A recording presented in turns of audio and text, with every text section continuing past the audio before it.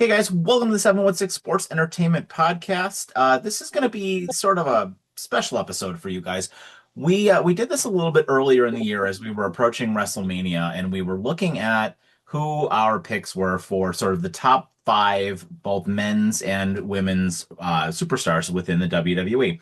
And we kind of wanted to take an objective look to see like where we kind of ranked everybody. And this is not like, just a list of our favorites, and nor do we think it's like folks that may be doing well or doing poorly, because as we kind of look back at the list that we had, we I have completely different people than I had 8 or 9 months ago when we did this, and I think Sean probably does as well. So we're gonna break it down. We're gonna share this with you, and we'd love to know what you guys think in the comments down below. Do you think like we're nuts? Do you think that like none of this makes sense? And I'm very eager to kind of like hear what what our subscribers think here. So with that, I am Mike, and I am joined by Mr. Sean O'Neill. And Sean, I'll let you take the audience through what our picks were in the past, and then we'll kind of like jump into the current state here.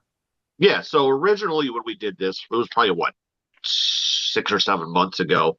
For the women's side of things, we did a top five and one extra person for each one.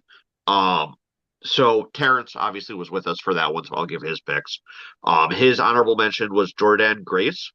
Then from 5 to 1, he had Roxanne Perez, Julia, Jade Cargill, Liv Morgan, and then Rhea Ripley. For you, you had Julia as your honorable mention, which we all know your opinions on Julia. Tiffany Stratton at 5, Liv Morgan at 4, Io at 3, Bailey at 2, and Rhea at 1. And then I personally had Zelina Vega, which I regret picking as my honorable mention. Roxanne Perez at 5, Io Sky at 4, Chelsea Green at 3, Bailey at 2, and Rhea at 1. So a lot of those names were pretty similar across our lists there. I remember you guys making fun of me for my Chelsea Green pick incessantly, but I still stand by that one. And I think it'll be interesting to see because, like, I know you said that everybody you had was different, and I'm in a pretty similar situation. So that's where we stood as of 6 or 7 months ago. So what's the state of it now, you think? I don't know. Well, we're about to find out. So I think today on this episode we'll do the women, and then in a day or two after I have had time to sit on it, because actually it's funny. The women's one came actually pretty easy to me. Like when you had given me the idea that you wanted to do something like this, I was like, oh, I got this for the women. Like it's so easy for me to put this list together. But like as I sit and like really think about the men, I'm really struggling now. I mean, like with the injuries and stuff with like Seth Rollins would have been on that list. He's Yep. obviously not anymore, right? And with the way like some people have been mismanaged, and the way I'm frankly sick of certain people now, like I don't know, like putting a top five list, who would be number one, like for the men. Like I really need to like kind of bake on that one for a while. So but without further ado, let's get started here. And would you like to go first, or would you like me to go first? You can go first. Okay. So my number five, I think, is gonna be interesting, and I'm gonna go with Roxanne Perez. And I think for a lot of reasons. One, I think she's fantastic in the ring. I mean, she's been a part of the Judgment Day. She's basically taken Liv Morgan's place, as Liv Morgan has been injured. And Liv Morgan was on my list last time. And she's fantastic in the ring. Like all of her matches are great. She carries Raquel, who is, been with the WWE for a while on the main roster. And she's had such a great year. She was in the Elimination Chamber. She was the Iron Woman in the Royal Rumble earlier this year. And every match that she puts on, she's looked great. She beat Nikki Bella clean a couple of weeks ago. She's had just fantastic match after fantastic match after fantastic match. And I was really struggling with like looking at as I mentioned, I don't have any people that I've had previously. So that obviously includes both Rhea and Io. And while like 4 or 5 months ago, Rhea and Io had, probably one of the best matches of the year. And I think later on this year, when we do a ranking of like the top 10 matches, that match that Rhea and Io had at Evolution is probably going to be in my top five because that match was amazing. Yep. But Rhea and Io have pretty much been missing for the last couple of months here. And, I can't bring myself to rank them within the top five for myself right now. And as I mentioned, Rhea and Io are great. Like Io, they're both better wrestlers than Roxanne Perez, but Roxanne Perez is more front and center right now. She's a solid character, and I'm very much enjoying the work that she's doing. And I think it's going to be really, really fun when Liv comes back to see how everything sort of shakes out with her. So Roxanne at five for me. I mean, they do call her the prodigy for a reason. Um, but you're 100% right. The women's one was definitely easier to pick than the men's, but the women's is also such a stacked division that once like there's a middle of the pack kind of thing going on where it's kind of tough to pick where exactly some of these people should go. My number five is actually the only repeat from my list from the previous time, and my number five is still Chelsea Green. Um, I think that Chelsea Green has, see, I'm not on a computer, so I can't do the nice put it up in the background like you did. Um, she's your current U.S. Women's Champion. She has been across all three shows. She's been on Raw, SmackDown, and NXT. She is currently the AAA Mixed Tag Team Champion with Ethan Page. Mhm. She has her own faction, and she is constantly in feuds with like everybody.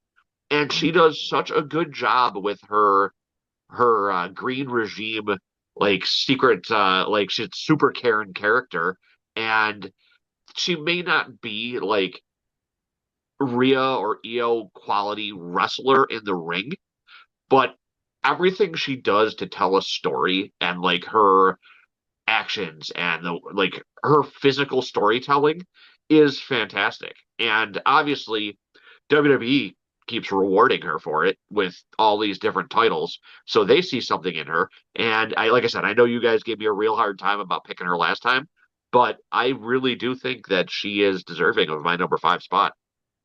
Well, there you go. I like it. I like it.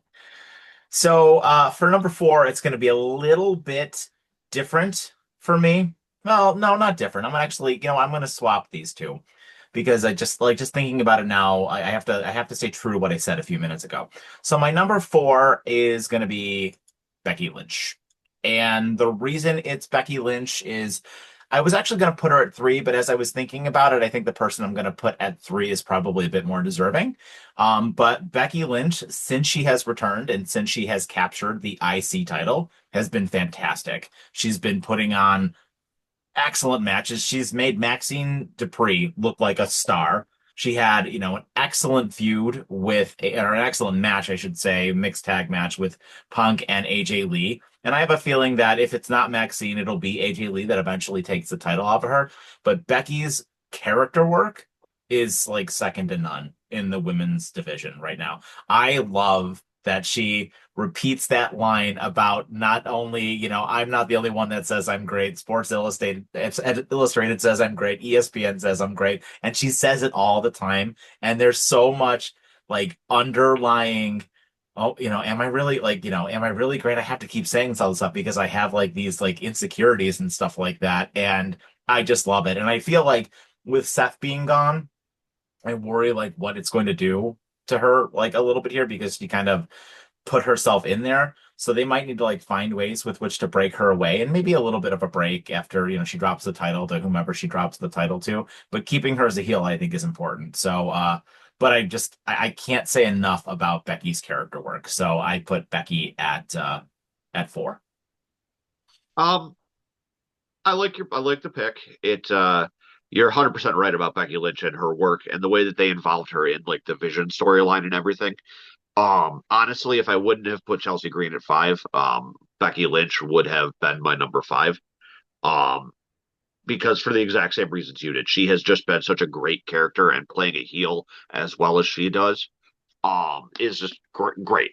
My number four, though, is going to be a little bit more offbeat, I think, here. I'm actually going with someone from NXT. I'm going with JC Jane, the current NXT Women's Champion. Or she just lost it, I think, to Tatum Paxley. But for a journeywoman wrestler who has been around for as long as she has, to have finally been given the chance to take the ball and run with it, she held that women's title for at least 6 to 7 months. And after taking it from Stephanie McCurr, which right off the bat, that statement alone, who have ever would have expected that? You know what I mean?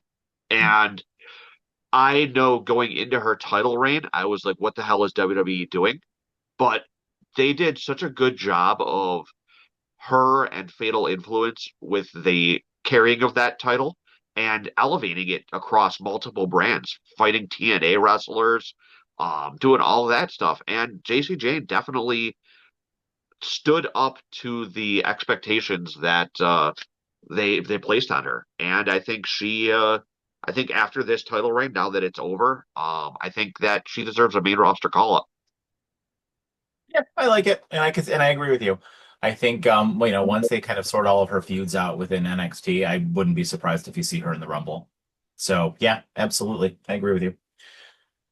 Um, okay, my number three is it's gonna be a bit obvious after what I say here, but my number three is actually a twofer, and it is the tag team of Charlotte Flair and Alexa Bliss. And I cannot believe in 2025 that Charlotte Flair, of all people, is on my list of my favorite women's wrestlers right now. And not only favorite, but just doing character work. I think it is absolutely fantastic. The character work that Charlotte is doing and how the audience is getting behind it. Like I absolutely love it. I'm actually going to be a bit upset when they break these two up because it is so much fun. And like the in-ring stuff is fine. We've said for years that Charlotte Flair is like, one of the best wrestlers on the planet. She has been forever. And Alexa's good in the ring. She's not great, but she's good. And Charlotte definitely covers up for, I think Alexa being the weaker of the two wrestlers. But they're so much fun. The character, the backstage segments, they're so much fun to watch, and it's such a joy. Like I look forward to their segments so much, and I can't say enough good things about the two of them. So give me these two for the win here, I think. So it's a good thing that you have them up as your background because they are actually my number three as well. Um, I know that prior to them forming this team, I had spent several weeks on our podcast talking about how I expected this to be the result of what was going to happen and them winning the title at SummerSlam. I think I called it like 2 months in advance. But we all know what these two bring to the table in as solo wrestlers Mhm. and how great Charlotte Flair is, even though everybody loves to hate her because WWE handed her everything on a platter due to her last name. But thinking back to how much none of us were looking forward to her WrestleMania match with Tiffany Stratton to where we are now, where we can honestly say that it's a joy seeing her on TV. And the way that, like you said, the live crowds react to her now. And she's actually, I hate saying this, but somehow Charlotte Flair in 2025 is a likable character. Mhm. Um, I mean, Alexa Bliss has always been a likable character, like even when she's been a heel. And we know what we get out of her. She is fantastic. I'm so glad that she finally came back and that Mhm. they're actually utilizing her the way that they are, and she hasn't just fallen off by the wayside. And like you said, I'm not gonna lie, I'm gonna be kind of disappointed when this tag team ends because they work so very well together, and the way they play off of each other is just like the mean girl kind of thing going on is just absolutely fantastic. And I think that it was a little bit of a step outside of the box for us to pair them together, but I couldn't see us putting them on these lists any other way. Absolutely. Okay. So I think once I tell you what my number two is, my number one is probably going to be relatively apparent. But my number two, and I mean not just character work, but the resurgence of this character, how well this character has been portrayed, and the feuds that this character is presently involved in and has been involved in for the last 6 months now. I can't say enough good things about it. And it makes me so happy that Asuka is back because she's been outstanding. I love, love, love the abusive relationship she has with Kyrie. I think it's fantastic. It is the best thing in the women's division on Raw every week. I love watching her yell at Kyrie. I think it's fantastic. And she's so good in the ring. She's so, so, so good in the ring. And I would not be surprised if eventually, I mean, you know, they'll probably capture those tag titles, I think, eventually.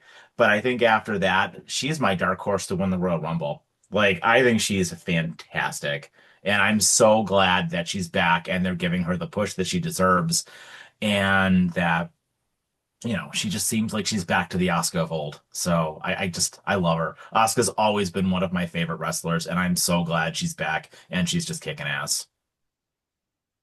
Yeah, you're not wrong, and I'll tell you my thoughts on Asuka in a moment here. But my number two is I have a feeling who your number one probably is. Our current Raw Women's Champion, Stephanie McCure.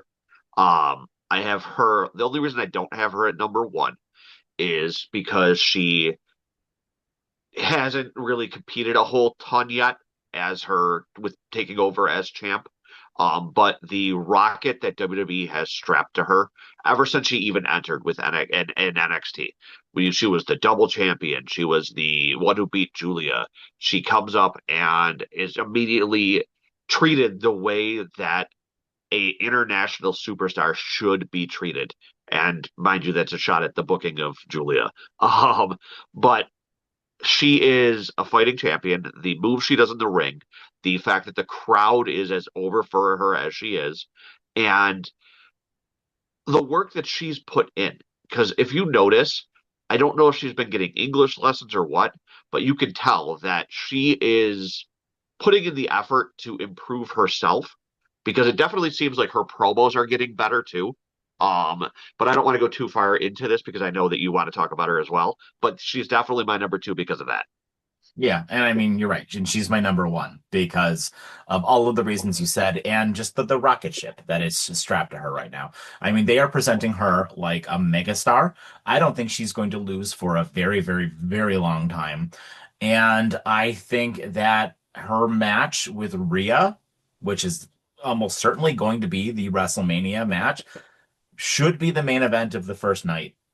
Yep. It absolutely should. And what a thing to give to somebody. Like, I mean, incredible, right? Like you're gonna go up against Rhea Ripley, who everybody considers to be one of the best, right? And you're gonna have a WrestleMania probably main event with her. Like that's gonna be incredible. That is gonna be and the match is gonna blow the doors off. It's gonna be absolutely outstanding. And Stephanie's just she's such a joy to watch. She's such a likable character. The crowd loves her. She's so much fun in the ring. She's so good. That match that she had with Tiffany at the most recent show where they went up against each other before Tiffany got hurt was absolutely outstanding. And I expected like nothing of that match. I knew like Stephanie was going to win. But at the same time, it was absolutely outstanding to watch them have their match in what was it, Australia, right? Oh, Where Joel. the two, yeah, where the two of them had their match. Just absolutely outstanding. So I can't say enough good things about Stephanie Becker, and I'm so glad that, she's at the top of the card. I love her. I think she's great. What's crazy about what you just said about her and Rhea at WrestleMania is that we're talking about a woman who will be main eventing a women's championship match, most likely, mind you, without even spending a year on the main roster yet. Mhm. She will have been up for less than a year. And we're already talking about her being in a main event at WrestleMania. When is the Mhm. last time we've talked about something like that outside of someone like Charlotte Flair? Like, I can't recall. I Um, mean, Brian Danielson, right? yeah. And this is like, and unlike the Brian Danielson thing where they didn't really want to support him, WWE is putting their full effort behind her. I mean, Hmm. look at her ring entrances, look at everything. She is the total package, and it's why honestly I love her. Basically, her tagline that She may not speak English the best, but she lets her ring work do the talking for her Yeah. because she is probably, honestly, across wrestling right now, the best wrestler in wrestling. Total package. My number one though is just a repeat of your number two with Asuka. Um, I think the and by trickle down a little bit, Kyrie Sane just by effect of being near Asuka. The resurgence of her is just something that's incredible to see. Especially after everything that WWE did basically to try to say it without swearing, to mess up her runs in the past.